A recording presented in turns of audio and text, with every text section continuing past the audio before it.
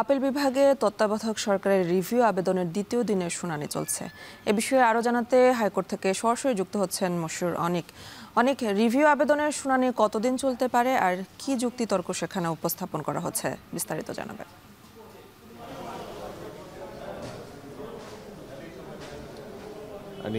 Review আবেদনের যে প্রসঙ্গটা আপনি তুলেছেন সেই প্রসঙ্গের ব্যাপারে যদি বলতে চাই তাহলে 2011 সালের ঠিক 10 মে ফিরে যেতে হবে, যে সময়টাতে সাবেক বিচারপতি খায়রুল হক যিনি ছিলেন তিনি কিন্তু তত্ত্বাবধায়ক সরকারের যে বিধান ত্রয়োদশ সংশোধনীতে যুক্ত ছিল সেটা কিন্তু বাতিল করে দেন এবং সেই সময় প্রায় 7 জন বিচারপতিও সেখানে উপস্থিত ছিলেন এবং 7 জনের মধ্যে 4 জনই এই তত্ত্বাবধায়ক সরকার বাতিলের পক্ষে রায় দেন এবং বাকি যারা 3 জন ছিলেন তারা কিন্তু সেই রায় দেননি। তো প্রাসঙ্গিকভাবেই বলা হয় যে এই আজকের যে শুনানি এবং শুনানির প্রেক্ষাপট 5ই আগস্টের যেই গণ আন্দোলনের প্রেক্ষাপটে যখন নতুন সরকার গঠন করা এবং সেই সময়কার যে অন্তর্বর্তী সরকার গঠনের পরপরই কিন্তু সুজন সম্পাদক হিসেবে বদিউল আলম মজুমদার তিনি কিন্তু প্রথমবারের মতো এই যে ত্রয়োদশ সংশোধনীতে তত্ত্বাবধায়ক সরকারের যে আবার পুনর্গঠন তার জন্য কিন্তু আবেদন করেন। সেই সাথে কিন্তু সেখানে বিএনপির তরফ থেকেও কিন্তু আবেদন করেন মির্জা ফখরুল, এছাড়াও কিন্তু মিয়া গোলাম পরোয়ার ছিলেন, তিনি কিন্তু জামায়াত থেকে আবেদন করেন।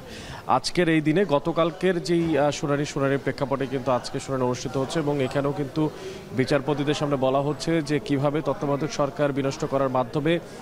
ঠিক 2011 সালের পরবর্তী প্রেক্ষাপট অর্থাৎ 14 সালে নির্বাচন, 18 সালে নির্বাচন এবং সবশেষ 24 সালে নির্বাচন, রাতের ভোট কিভাবে করা সম্ভব হয়েছে ঠিক এই ত্রয়োদশ সংশোধনীর তত্ত্বাবধায়ক সরকারকে বাতিল করার মাধ্যমে। এখনকার একেবারে সবশেষ যদি আপনাকে খোঁজ খবরগুলো রাখতে চাই তাহলে বলতে হবে যে বর্তমানে আদালতের সামনে বিচারকদের সামনে তথ্যপাত্র এবং যে সমস্ত বিশ্লেষণ সেগুলো তুলে ধরছেন ব্যারিস্টার রুহুল কবির কুদ্দুস কাজল এবং তিনি বলছেন যে আসলে তত্ত্বাবধায়ক সরকারের যে ব্যবস্থা সেই ব্যবস্থা না থাকার কারণে একটা গোটা নির্বাচন ব্যবস্থায় কিন্তু একটা সংকটাপন্ন অবস্থায় চলে এসেছিল, গণতন্ত্রই হুমকিতে পড়েছিল। অর্থাৎ দলীয় সরকারের যে নির্বাচনগুলো হয়েছে বিভিন্ন সময়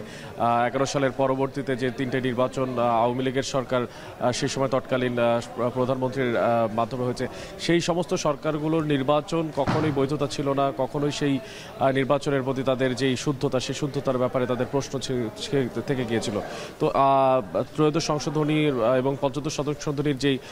বাতিলকৃত যে অধ্যায়গুলো সেগুলো ফিরিয়ে আনার মাধ্যমেই শেষ পর্যন্ত তত্ত্বাবধায়ক সরকারের যেই ব্যবস্থা সেটি ফিরিয়ে আনার ব্যাপারে জোর তৎপরতা চালানোর কথা বলছেন তারা। তো এই ছিল এখন পর্যন্ত আদালত প্রাঙ্গণ থেকে এই বিষয়ে সবশেষ তথ্যপাত্র। হাইকোর্ট থেকে যুক্ত ছিলেন সহকর্মী মশিউর অনিক।